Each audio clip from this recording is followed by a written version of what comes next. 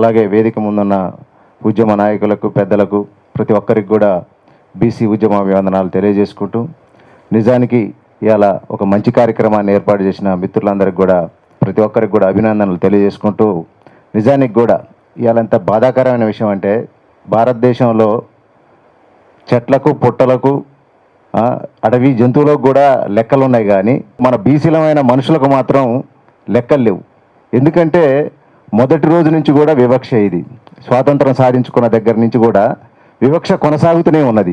ఈ వివక్ష ఎంతగా కొనసాగుతుందంటే కనీసం మన లెక్కలు మనకు కూడా చెప్పే పరిస్థితి లేని విధంగా ఒక వివక్ష కొనసాగుతుంది.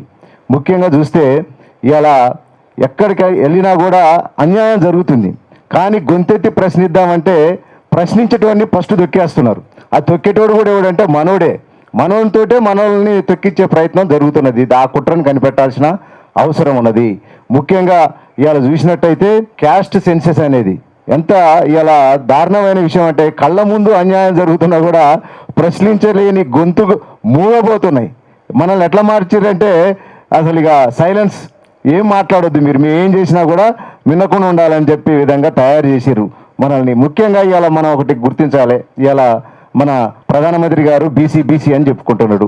నిజంగా బీసీ అయితే కులగణన ప్రస్తావన ఎందుకు పెట్టట్లేదు?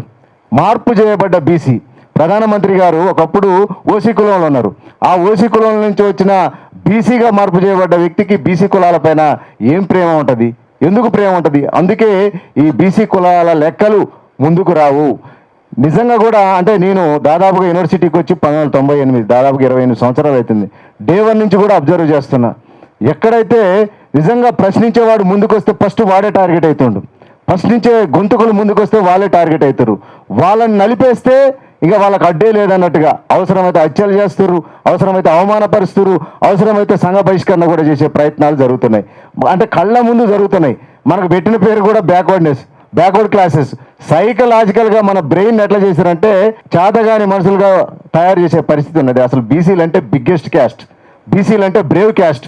కానీ మన పరిస్థితి ఎట్లయిపోయిందంటే మనుషులు ఉన్నాం కానీ మన మనుషుల లెక్క తయారయ్యే పరిస్థితిని దాపురించింది. ఈ వ్యవస్థలో అత్యంత భయంకరమైన వివక్ష ఎదుర్కొంది ఎవరంటే బీసీలే.